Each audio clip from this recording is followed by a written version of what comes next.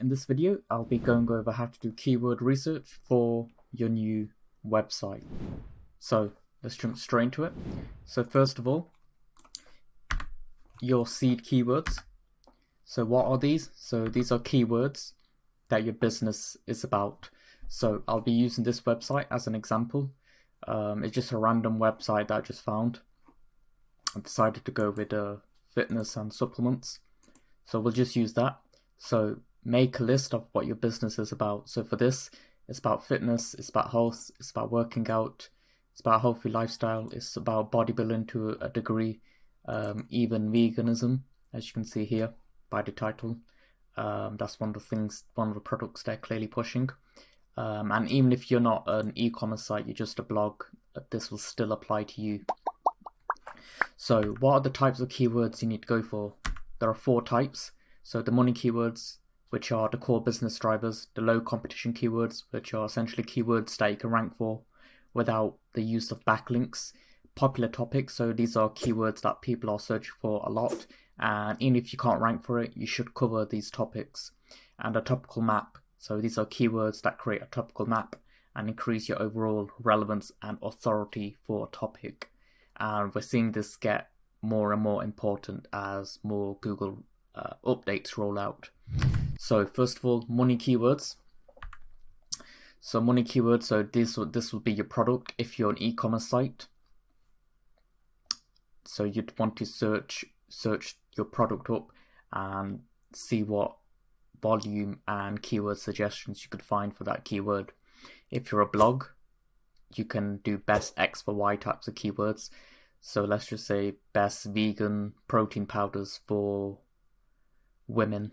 So that's just an example. So versus keywords, so you can compare products, compare brands, and category pages. So this will apply if you're a e-commerce site. There are 3 main stages of the buyer journey. There's the awareness stage, there's the consideration stage, and the decision stage. So the money keywords will be for the consideration stage and the decision stage. These 2 stages are the ones that have commercial intent and not the awareness stage. So how do you find these money types of keywords? Well, I'll give you an e-commerce example first, and then I'll move on to more of a blog example. So let's just go for this one. So whey isolate, so that's what they're selling. Is it vegan? Let's have a look. Nope, doesn't appear, looks pretty standard. So whey isolate protein powder, alright. Well, they could add that one whey isolate protein powder. So look at the weight. So 2 kg. 2 kg. So that's ideally would be their H1 title and meta title here. So they want to change that to something like this. And that's a very simple way of finding a keyword. You can do another variation of this type of research. So if you download the Easy SEO extension, go to Keyword King and then type it in here. So it will just whey isolate, and we'll do A to Z and 0 to 9, and we'll go for United Kingdom because I think this is a UK type of website. So United Kingdom, hit search, and it'll give you a whole bunch. So we'll start from A to Z. So this will be the most popular suggestions Google gives, because all this data, it comes from Google, this Google autocomplete feature. So instead of you having to manually do all this, this tool will do it all for you. So it'll first give the most popular results, and then because we selected A to Z, it'll go from all the way from A all the way to Z, as you can see here, Z. And then because we went for numbers, it does 0 to 9 as well. And then you can even add prepositions, which we didn't do. But regardless, let's see, whey isolate 5 kg. Nope, that's because it's a 2 kg one. Whey isolate and concentrate. That may be relevant if it says concentrate on the website. Nope, it doesn't. So you can find more keywords with this, and all of these keywords have search volume because they came from the Google autocomplete function. But yeah, that's another way to find even more keywords. So that's how you do for the product pages. So what about your blog? How about that? So we can do the type of product, which is whey isolate protein powder. Whey isolate protein powder 4, and we'll just go for A to Z this time. 4 weight loss, 4 weight gain, 4. I'm not even going to try to pronounce that. With stevia, whey isolate protein, and diabetes. Well, that's not going to be relevant. So 4 whey isolate powder bloom, whey isolate powder for bulking, best tasting whey isolate protein powder. So that's something you could do if you've got an affiliate type of website. So you can do best X for Y types of keywords. You can also do versus. So whey isolate versus, and versus impact whey versus diet whey versus concentrate pea protein. So again, lots and lots of ideas start being pulled from this. So that's a simple way. And of course, you've got a category page. This is pretty self-explanatory. So if you go to their product, so let's say creatine. So they've only got one, but ideally they'd name this so creatine. So you can do creatine supplements instead of just put creatine down. So very simple, very straightforward. It's not that difficult to find money keywords. What does become difficult is finding low competition money keywords, which we'll go over in later on in this video. So next up, popular topics. So what does it mean? What does this mean? So what are the most talked about things? And keep in mind, it doesn't matter if you can rank for it or not. So what are the topics that people search for within your particular niche or industry?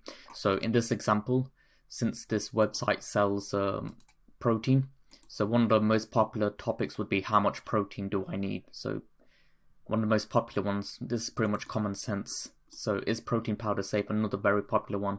Is pre-workout safe? So even though this website, it looks like a new website, only has a domain authority of 11, it wouldn't rank for these types of keywords, but regardless, you'd still cover them because that's what a real business would do. They're not just trying to impress Google, they're trying to create a real business. So make sure you go over what the most popular topics are. Okay, so one of the things you could do is just go to Google Trends. So just go to trends.google.com and type in a keyword, a particular topic you cover. So in this case, protein powder, and you'll get more popular topics. So in this example, if we look at related queries, we see bulk powders, which is a type of brand. So you can do a review on bulk powders. Another popular query is serious mass protein powder, which is another brand. Mass gainer protein powder is a type of supplement. Mass gainer, another type of supplement. So you can do a mass gainer review, a mass gainer protein powder review. So these are topics you can cover. So same with this related topic. So cocktail shaker, electrolytes, but I would skip this part and go for the related searches, related queries. So you can see this is rising, and you can see these are breakout topics, and you can also go for the top topics. So best protein powder, whey protein powder, vegan protein powder, which is relevant to this website. So you can do vegan protein powder review. So are they actually good? So you want to cover these popular types of topics. So next up is a topical map. So what do I mean by this? So have a specific topic. So for example, pre-workout would be a specific topic. Protein powder, creatine, they'd all be specific topics. So after that, after you found your topic, you want to research into a topic. So you can go on places like forums such as Quora. You can use Google and use different tools to find keywords like the one I just used. After that, you want to group these keywords into topics, so you'll discover a lot of keywords. You want to try and group them together. So here's what I mean by that. So if we look at this tool again, so let's just use pre-workout as an example. So pre-workout drink, pre-workout meal, pre-workout food. So you want to pick one, be specific, pre-workout alternatives, pre-workout and creatine. So let's just go for pre-workout meal. So let's type that in, hit search. Let's highlight prepositions and number first. Pre-workout meal ideas, pre-workout for weight loss, pre-workout meal timing. So these are all very related to each other. Pre-workout meal in the morning, pre-workout breakfast. So that's a topic that you could group together. So pre-workout at a specific type of day. So this is pre-workout meal in the morning. So you could also do afternoon, evening, at night, breakfast. So these are all relevant keywords. So that could be your first topical map. When should you have a pre-workout? And you could create an article for best pre-workout in the morning, best pre-workout before you go to the gym at night. And then you can internally link these blog posts. And of course, you want to cover all these. However, do you actually have the resources to cover all these topics? So you'd want to start off small by grouping those types of queries together, and then you can expand from there. So that's what's meant by creating a topical map. So next up, find low competition keywords. So since you're a new website, you may not have a lot of money to invest, so low competition keywords will be a lifesaver. And one of the ways to find low competition keywords is to use the Google search operator, all entitled : and this is a pretty old way of doing finding low competition keywords, but it still works.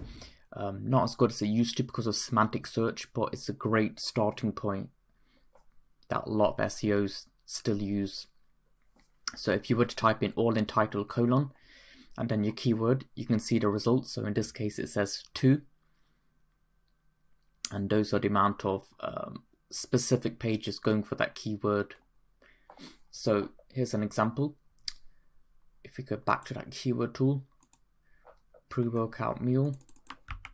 So let's just put that into Google. For muscle gain. All right, that's a good starting point. Pre-workout for, and we'll take off prepositions, and we'll take off numbers. We'll just do A to Z. And for muscle gain, we'll see how many all entitled results there are. So this will do it for you. So there are 235. So there are a lot of those. 58. So again, quite a bit. And what I'll do is I'll just use this to go through them. So this one, pre-workout meal for muscle gain in the morning. So let's take a look at this one because it only has one all entitled feature, but can you actually rank for it? Here's the perfect morning pre-workout meal you need, and this is muscle and fitness, so this is a big one. So we wouldn't rank for this, even though this says 1. If you actually look at the search results, and it'll give you them here. So you can open them up here. So we wouldn't rank for this because again there are just a lot of high authority websites going for this, but they've got different variation of that keyword in, but it's still going for the same keyword. So that's why you've got to do a bit of manual searching yourself. But I'll come back in just a moment with all the all entitled results. And we're back. So the all entitled results have come through. And what I've done is I've simply exported it to CSV and put it into a Google spreadsheet and sorted it from A to Z. So there's a bunch of stuff. So pre-workout meal, I don't know what that says, but pre-workout meal, lean body for losing weight. For muscle gain, where's the one for heavy lifting? I think I saw one. I think this was a good one. Pre-workout meal for heavy lifting. And let's check this one out. It says 0 all entitled results. And what to eat right before workout. But nothing about heavy lifting. Okay, so for heavy, nothing there. So even though these are big sites, they haven't mentioned anything about lifting a lot of weight, which is the user intent. So this could be a great keyword for you to go for. Low competition, and has search volume because this comes from the Google search suggests or autocomplete, whichever one you want to say. So I believe there was another one for calisthenics, pre-workout meals for calisthenics. This is basically bodyweight training. So there's one all in title result, and if you look at this, okay, so best diet to support calisthenics workout. Let's see if it says anything about pre-workout.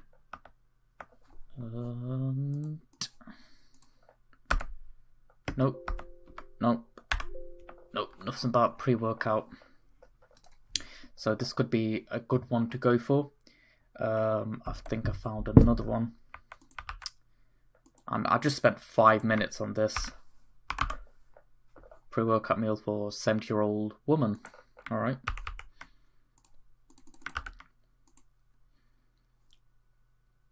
Foods to eat before a workout, senior's guide. What to eat before a workout. So there's not much on here for what about man.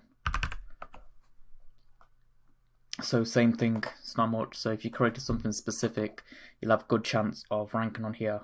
There was another one. I think it was called New Year. Pre-workout meal for New Year. Maybe they want something fancy to eat. Something for a special occasion, I guess. And there's nothing about that, so that's another one. So you might be thinking, oh yeah, that's search volume but very little. But if you're a new website, then you have no choice, because that's part of Google's spam filters. If you're a new website, then why on earth would Google want to allow you to rank for a search query that has lots of search volume, but they don't know who you are? You haven't established yourself. So that's a way to prevent spam. So you're just going to have to do it, go for the low search volume types of keywords and work your way up. And that's just a way of the game. That's where pretty much every SEO has to go through. Of course, there are exceptions. There are exceptions for the rule for everything. But this is the way to do it. This is how you find low competition keywords. First of all, start with your seed keywords, and then go through the money type of keywords. Find the popular topics, topical map, low competition keywords. You want to plan this all out. And of course, you're not going to be able to cover an entire topical map with hundreds of keywords, unless you have the resources, of course, but start within a specific area and work your way up. And that's it. That's how you find keywords for a new website.